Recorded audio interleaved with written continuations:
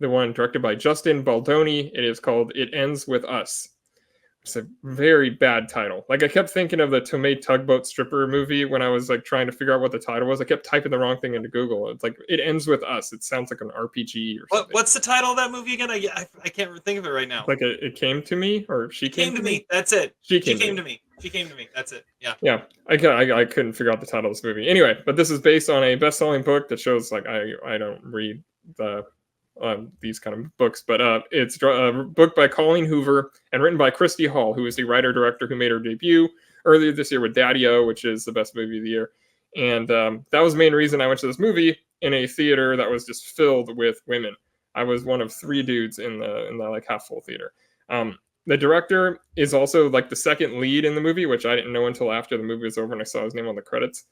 But it's about this woman named Lily Bloom, and that's played by Blake Lively, and she's this really nice lady. She never really had a serious relationship, and she wants to open a flower shop, not just because her name's Lily Bloom, because she really likes flowers, I guess.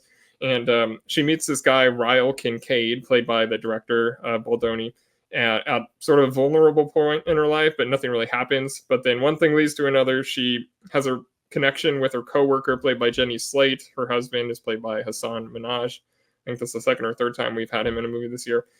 But they start a romance, and then there's also like a parallel narrative being told where Lily is a teenager and she develops a bond with this homeless boy named Atlas, and he pops into the picture in the present day, played by Brandon Sklenar, and things get kind of complicated for Lily, and it becomes a love triangle. And she also grew up in a house of like domestic violence. Her mother is played by Amy Morton, who is Mrs. Rowan Gartner from Rookie of the Year, and her idyllic life and her relationships start to unravel when like these things from her past start to leak into her current life. And the movie is like really deeply romantic. It's like a Nicholas Sparks adaptation, but it's not quite as weepy, at least not for a while. The characters are pretty grounded, and like Lively is really good at getting like the enthusiasm and feeling of her character. I think she's like kind of terrific in this. The other characters are sort of cliches. You got like the really smart one. The other part of the love triangle is like the gruff one. And Slate and Minaj are the comedic timing. And I just think it loses its way in the last like half hour, maybe, because it falls into the trap of what I think is probably what like the conventions of the book, because it was like it was working. It was like one of the most romantic things I've seen in a while, and then it tries to break your heart. I mean, it relies too heavily, kind of out of nowhere, on domestic abuse kind of stuff. And there was like audible crying in the theater. I didn't quite get there, but Christy Hall is a great screenwriter. Although there is the same exact thing in Daddy-O, where there's a scene where two characters are getting to know each other by having a competition comparing embarrassing details about themselves. I noticed that like right away. I was like, this is really weird. This is like a copy of the other movie. But evidently Ryan Reynolds actually rewrote some of this movie, including that scene on the rooftop, which I thought was really strange to hear. But I don't know. I just really didn't dig the last 30 minutes of the movie. It was kind of unfortunate. I had it a thumbs up for quite a while, but supposedly there's another book, a sequel book, which makes sense. And this movie's like looking like a huge opening weekend probably. So I could see that becoming a thing, but I couldn't quite get to 3 stars, so I'm at 2.5 stars on this. All right. Yeah, I saw this one too. For the same reason you did. Christy Hall. I was like, she wrote another movie. It's worth looking at. Um, I loved it. Everything you said is right.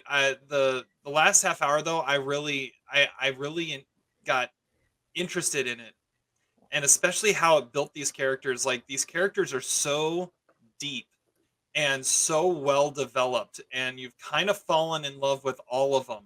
So when things start falling apart, you kind of understand everyone all at the same time.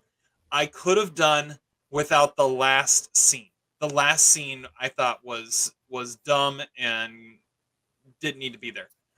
But you're right. Blake Lively is amazing in this. And yes, this is not only the like second or third time we've seen Hassan Minaj in a movie, but I think it's the second time at least that we've seen Hassan Minaj married to the lead character's best friend, and they have a kid. Oh yeah, because he's was that Babes? Yeah. Yeah. Okay. That was the first thing I thought of. Like, we're doing this again. But no, I kind of just fell in love with it. It's a movie of the moment with also, while also not vilifying anyone too.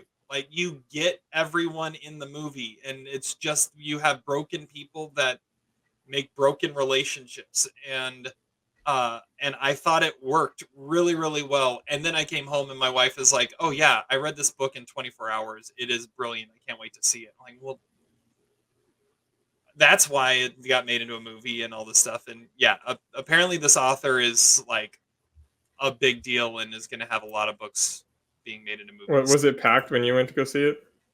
It was probably about half to 2/3 full, and yeah, it was like a 90-10 split, female to male. Yeah, it made 24 million on Friday, so it's looking like it's probably gonna lead the weekend. So which is pretty big. I don't know the book, so Yeah, apparently it's a really big deal. The book is, and yeah, I'm impressed at how the movie turned out. I was not. This is one of the more surprising outings to the movies I've had this year because I was not expecting much from it. The trailer really didn't do it much justice. It was a lot better than the trailer ever made it seem. So you're at 3 stars or what? When do you? 3.5. 3.5 stars. So will Christy Hall end up being an Oscar nominee when all is said and done this year? I don't know. I mean, I don't think Daddy-O is big enough. She's a shoo-in for a Pinot nominee, it sounds like, but maybe the Oscars are a stretch. Yeah, this doesn't even have like the reviews of like Are You There, God to Be Margaret. It doesn't have that to propel it into award seasons. But I don't think this will necessarily. It's more like The Fault in Our Stars kind of thing. So it's possible she could get some mentions, but if people like it that much, but I don't know. I could see her getting an Oscar nomination in the next 5 to 7 years, though. Like this is the type of between Daddy-O and this is what propels you into getting the big movies that are really gonna get recognized. And then she'll just do a Marvel movie, probably. There you go. The Chloe Zhao path. Chloe Zhao, Rob. Yep.